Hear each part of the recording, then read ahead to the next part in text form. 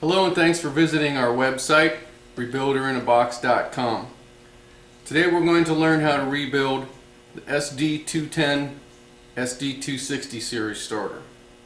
Prevalent on GM, mainly on trucks from 90 to 96 with a 4.3 or 5.0.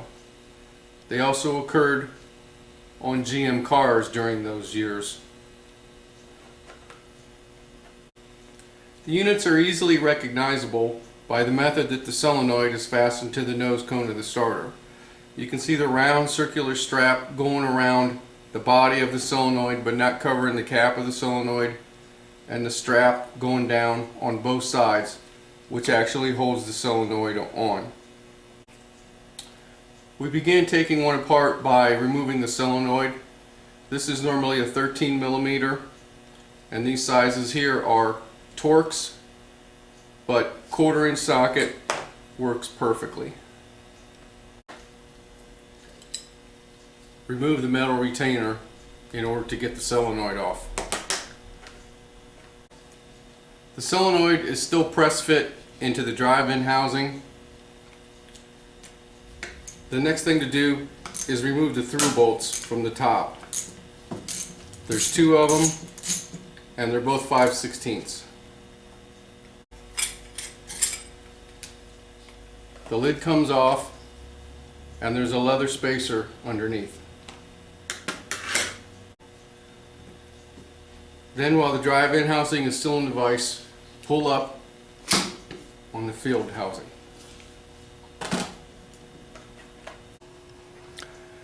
The clutch arm fork on the SD series starter is made out of plastic. Take a pocket screwdriver and pry it apart so you can get the armature up and out of the way. The solenoid is press fit into the drive-in housing. This one will probably come off pretty easy, but when you're tearing apart a core that's been together for a matter of years, you want to bolt it into the vise, clamp it into the vise like this. And then we're going to take a hammer and tap on the drive-in housing.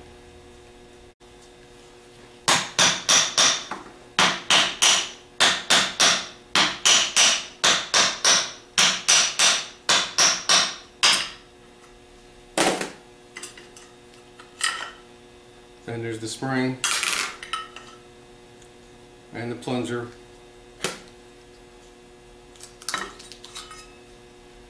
and the fork.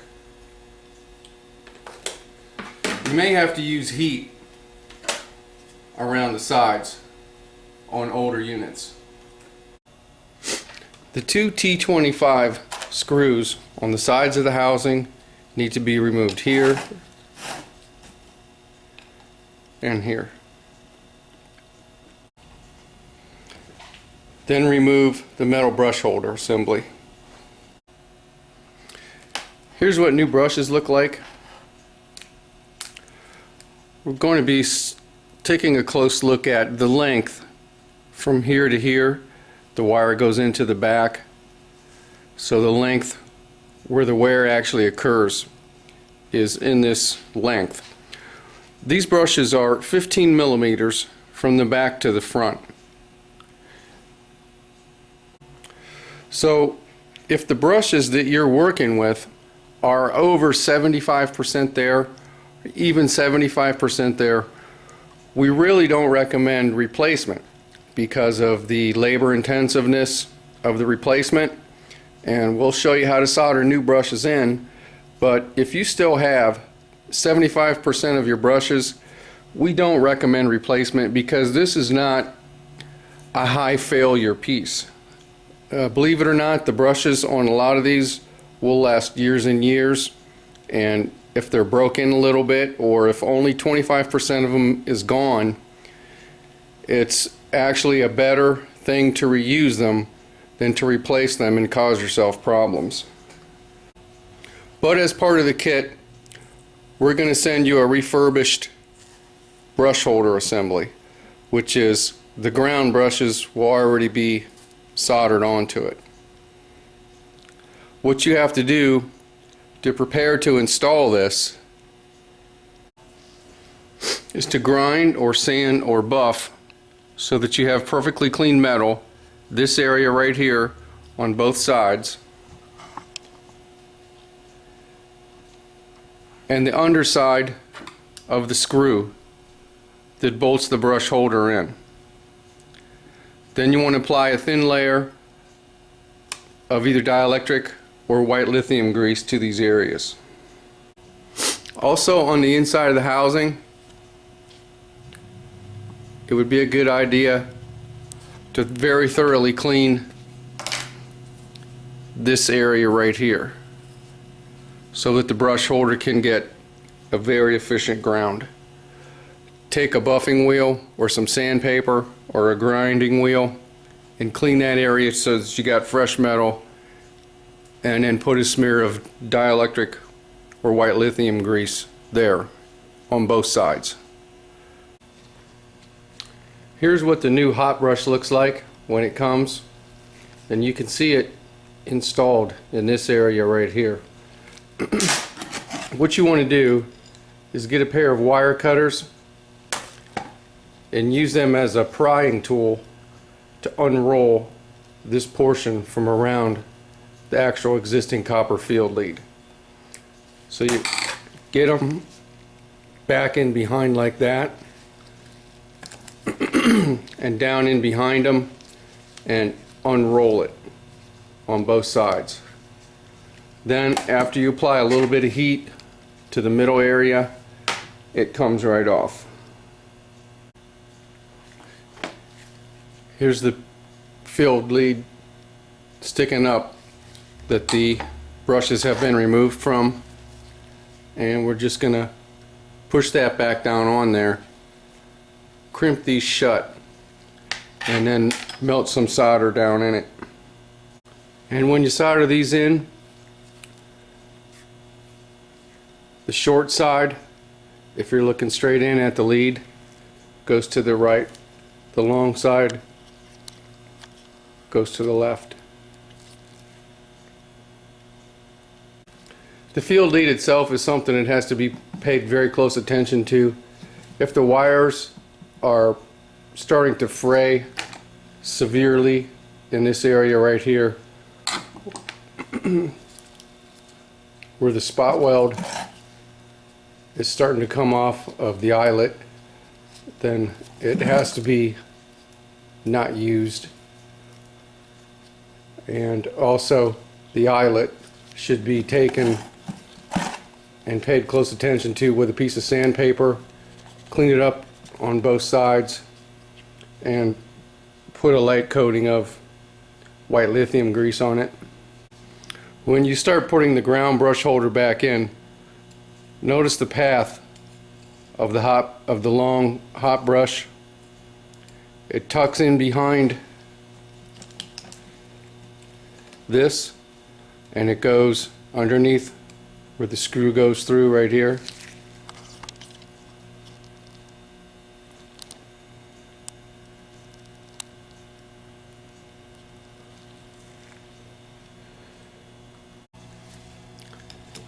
Then we're going to put both ground screws back in and make sure that we tighten them up very efficiently.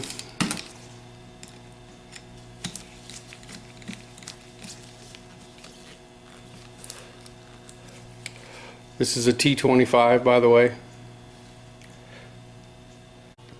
You'll notice that we've included two 10MT ground brush holders in the kit, and they didn't come out. What these are is these are tools to hold the brushes back in place for assembly.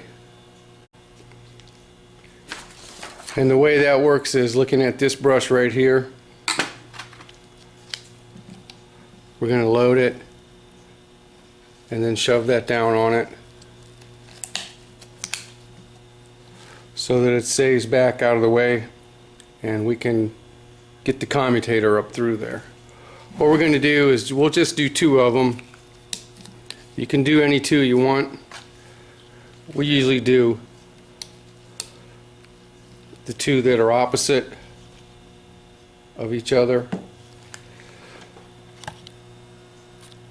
so that the tools are holding two brushes, and then you can hold the other two brushes with your fingers as you slide it back down over the armature. Now we need to get the bushing or the needle bearing out of the drive end housing. Mark the middle of it right here with a center punch, then drill a hole down through with a 1/4 inch drill, then drill it out with a 1/2 inch drill. Then we're going to take a 6 inch by 1/4 inch extension, set it down in there,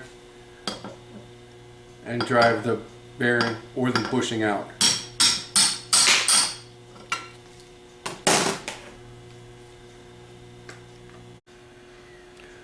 There'll be two different size bushings that we're going to send you. One of them is to replace the bushing, and the larger one with the larger OD is a bushing that you use to replace the needle bearing. Putting the new bushing back in the drive end housing, set the nose upside down in a vise. Then you need a 3/8 by 4 inch extension. Put the bushing down in the hole as straight as you possibly can. Then using the extension, tap it down in.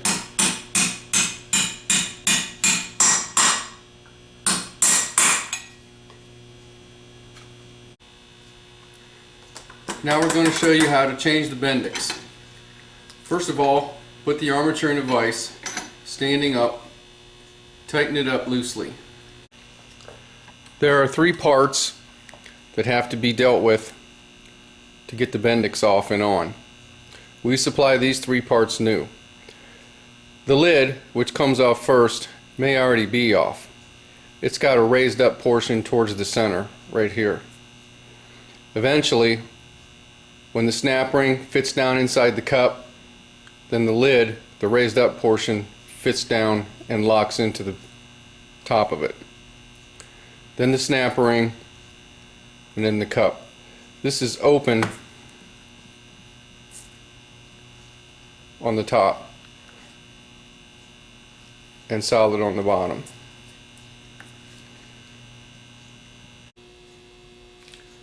First thing we do is take the lid off, and it may have already fallen off on its own. Then we're going to take a pair of channel locks, tap down on the outermost part of the cup. Then when you get one side peeled down, turn it and go around in a circle. Then put the vice grips open about that far. Put one jaw on the top and the other jaw on the bottom of the snap ring and pry up.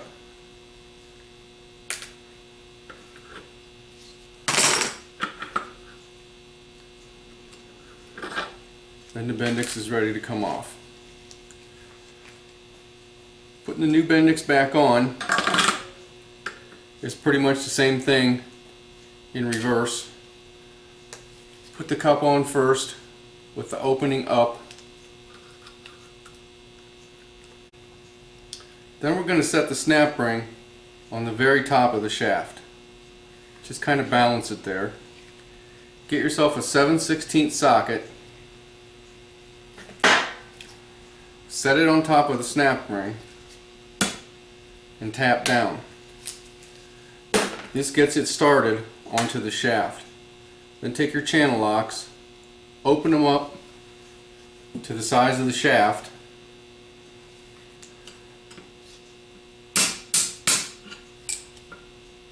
and then tap down on the channel locks. Take one finger and push the snap ring all the way over to one side. Then push the cup up, and the side that you just pushed all the way over, use the same procedure with the channel locks as you did when you were prying the snap ring off to begin with. So we have one side that's snapped up onto it, then turn it around and roll it the rest of the way in. Then put the snap ring the lid on it with the extrusion part down into the cup. Put a dab of grease on it so you can lubricate the bearing and keep the lid from falling off when you go to put it together.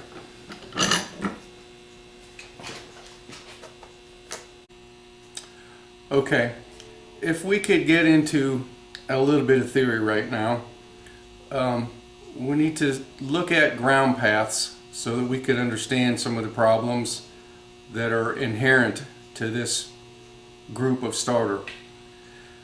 What it is, to get a good ground path, when you study ground paths the way that we have, you have to have threads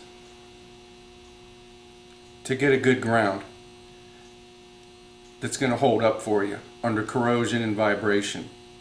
If you're trying to get a good ground on something and you don't have threads, later on, especially when there's dissimilar metals, as what's occurring when you have a nose cone with a solenoid that's kind of press fitted inside of it, there's going to be corrosion in there, and then you're going to have grounding problems. Just like when you bolt a starter to the block, the ground path, if you actually study it, is the bolt that goes up through there. The ground path is not really the surface mount, like where this hits the block or where it mounts to the bell housing, but the actual path that the ground follows is from the head of the bolt, from the underneath side of the flange of the bolt, through the bolt, and then from the threads into the block. And when Delco designed this starter, looking down the road a little ways after corrosion and thermocycling has occurred, the biggest problem is the solenoid does not get a proper contact to the frame, and you need that to energize your pull-in current so that when you hit your key, the solenoid pulls in the plunger and pulls the Bendix out. And so what we're going to do is try and compensate for this as we do a rebuild.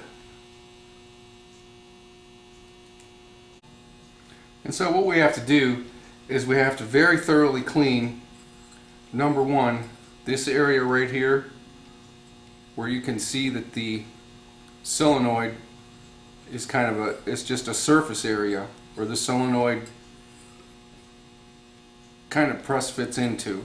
So you have to take a piece of sandpaper and clean all the way around this circle so that the solenoid has a good ground so it can operate in the future. Also then take some either dielectric grease or white lithium grease and smear it on there. Also, so that we can achieve an uninterruptible ground path for the solenoid current to pull in, we need to take a look at the clamp itself that holds the solenoid down, because the solenoid could end up relying on this ground path as a circuit. Now if you look at the underside of this ring right here, which is the surface area that's going to be in contact with the top of the solenoid as it holds the solenoid on, you'll see that there are high spots and low spots in it. It's like a stamping, or from the other side. And what we've done here is we highlighted the spots that you want to concentrate on cleaning in yellow, because this area right here, there's 4 of them that aren't going to be in contact with the actual solenoid itself, but you'll see a high spot from here to here and from here to here, and also on the other side of it, that you want to have nice and clean. And as always, we have to put some white lithium grease on it. Also, this part of the clamp and that part of the clamp, and then alternatively on the other side. We're showing you with little dabs of yellow paint where you want to do a very efficient job of creating a ground path so that the starter can function properly. And as always, after you sand or buff or wire brush everything down to bare metal, put some white lithium grease on it so that it doesn't corrode. If you're going to use your bolts over, just buff up the threads real good, and particularly the underside of the flange. Because as we discussed earlier, same thing as when you put the starter mounting bolts through the nose cone. That's the ground path that it actually follows.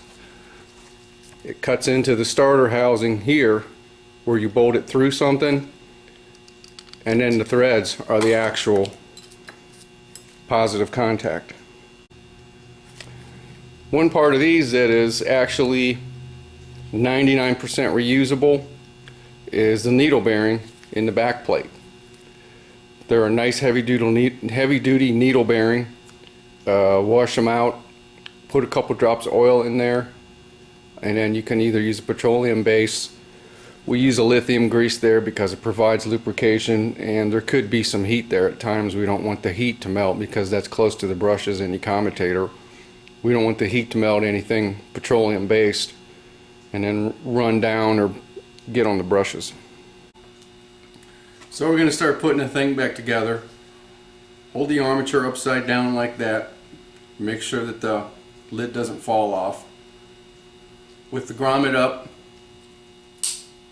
snap the fork onto it.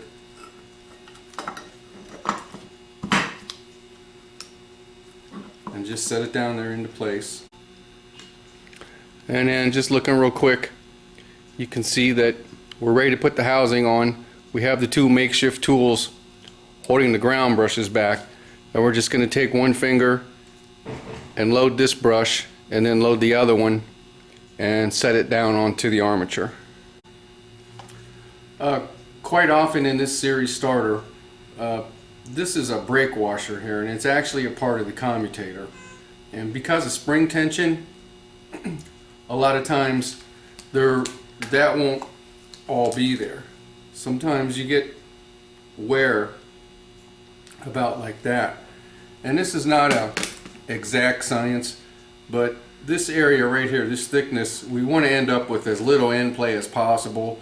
It's not crucial, but like anything over 1/16 of an inch could cause different problems, and we want to try and avoid that. This is about 3 millimeters right here, this thickness. So when you get one, and it's quite common because of the spring tension in the solenoid, that brake has been wore off over time. We want to try and compensate for that with a leather spacer. And if you get too much on there, during your free run test, you'll smell it burning in and smoke will come out of it. Usually that's something that sends up red flags, but if it just burns in a little bit, it's really nothing to be concerned about. A couple different free runs will go ahead and burn it in, and it doesn't really cause any problems. The thing that we're doing is just trying to get about 3 millimeters of thickness between the top of the commutator right here and where the bottom of the end plate is going to be.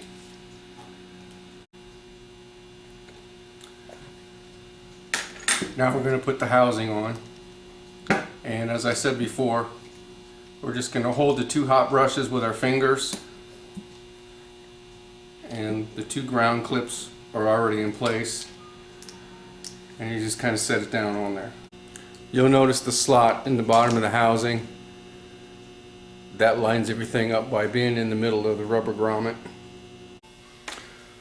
One preliminary to assembly test that you might want to perform, we do it here in the shop, is before we go ahead and shove the housing on the armature, we'll make sure, particularly on this type of starter, that the field circuit is not grounded anywhere to the block, to the frame. And the way you can do that is you can hook up a set of jumper cables to your battery, put the hot side here, and touch it real quick with the ground side on the frame, and you shouldn't get any spark. You should be able to have the hot lead on the jumper going to your battery hooked up to the hot lead, and then take your ground cable and rub it on there, and you should not get any sparks. It should be completely dead like that. Now there's two things that you have to remember when you're performing this test. Number one is, if you're on a steel bench, you have to have a rag sitting on the bench. And the other thing is, when you have a hot lead hooked up to the field lead, these two brushes become hot. So if they're touching ground anywhere, they're going to cause the arcing to occur. Most commonly, if you are getting a ground at that point, there are two common places for grounds to occur. The first place is right here. If this part of the hot field gets up against the case anywhere, that's going to ground out. So you can see where we've taken a piece of mylar, which you could use a piece of thin cardboard, and shoved it back in there so that there's something in between the hot part of this field lead and the case. Same thing on the opposite side. The field lead, the hot lead comes in here, and right on the inside in this area right here is an uninsulated area. So if that touches the case anywhere, it's going to cause a ground to happen. So we've put this thin insulator in behind there so that if that gets up against it, it can almost contact it, but it won't short out. What we're going to do here is take a close look at the bars on an armature, and this will help you diagnose whether the armature that you want to rebuild is in fact an armature that is rebuildable. We kind of have a little pun on words here. We call it the tail, and what it does, it tells you a tale of whether your armature is any good or not. This arc right here, that is what we call the tail, because there's an arc that is behind the brush as the brush passes over the bar. First of all, looking at the bars, you want a nice, clean, thin looking bar. If they get to be thicker than that, the copper's wearing down and it's about to wear through and it's not reusable. But you can see what you're going to look for is the same type of arc all the way around. Every bar should have a similar and equal arc. Here's another example.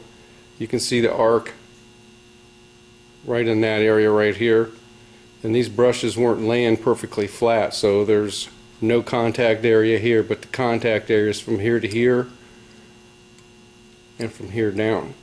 But you can see the arc, the tail of the arc on the bars right there. And so what we're looking at here is an armature that would be good to rebuild, because all the arcs are equal and even. There, there. But if you're inspecting the bars and then all of a sudden you come across one like this, or it's got more arc, or it's different from the other ones, then that's what we call a dead bar, because it's open. As the brush went across that bar, it had excessive current coming into that bar and caused more arc than the other ones. So an armature like that, where the one bar has more arc on it than the other ones, is considered not reusable. You can't rebuild a dead bar. So I put the through bolts down through the end plate.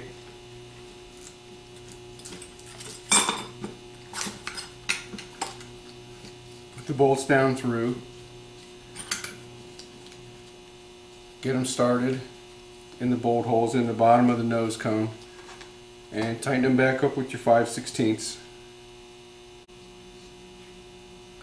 Then we're ready to put the plunger in. Hook the knob on the plunger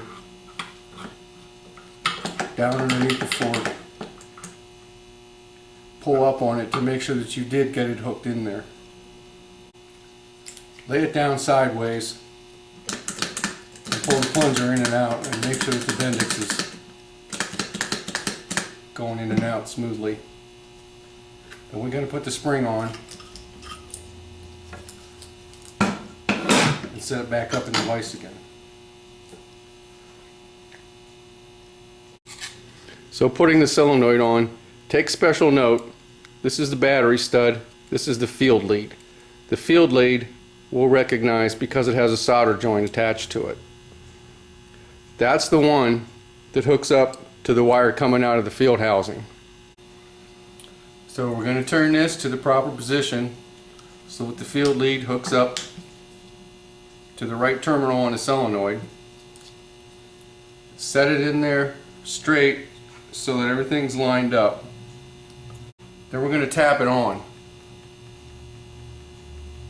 with this tool right here, which is a 1/4 inch by 6 inch extension.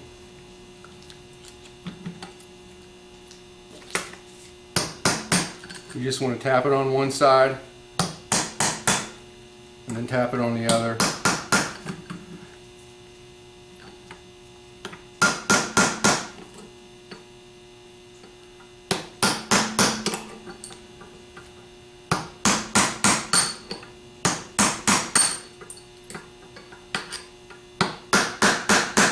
And keep moving alternately from side to side till you get it all the way down in. But just do it carefully, because we're not tapping on the plastic part here. We're putting the drift down on this metal shoulder where it's been rolled over the plastic to keep it on, and tapping around on that surface right there. So anyway, you get that all the way down in there. Then we're going to put the retainer on, and you know if you got it all the way down in because this will sit down flush on everything. Make sure you don't forget to do all your homework underneath there, as we discussed earlier. Also make sure that you've cleaned the field lead very efficiently before you put it on. Put it on there, and before you finish off with putting the nut and bolting it down, we recommend the use of some dielectric or white lithium grease on the surface area of the field lead to keep any corrosion off of there. We recommend a quick free run test before you install. Lay the starter on the ground and hook your jumper cables up like this. You're going to want to put your foot on it or hold it down so that it doesn't snap around as you perform the test. And all you're really going to do is take a little screwdriver and jump from the little post to the hot post. We're going to start out with a series of short bursts, and what we're going to test is we want to see that the Bendix gear flies out and snaps back in very, very quickly. We want it to snap right out without any resistance and snap right back in from the spring tension. Keep your fingers and tools away from this area during the test.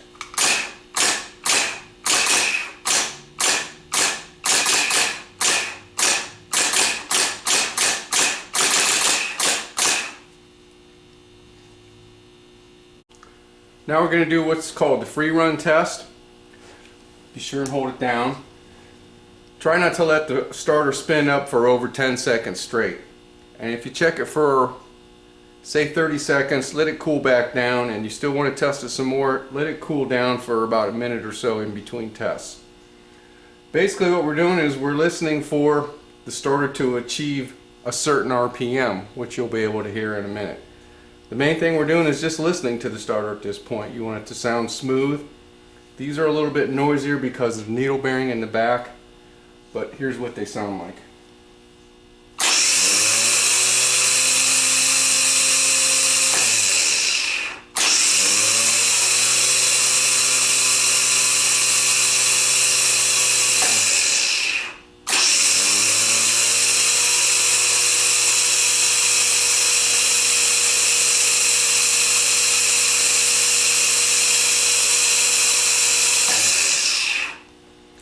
And so you're ready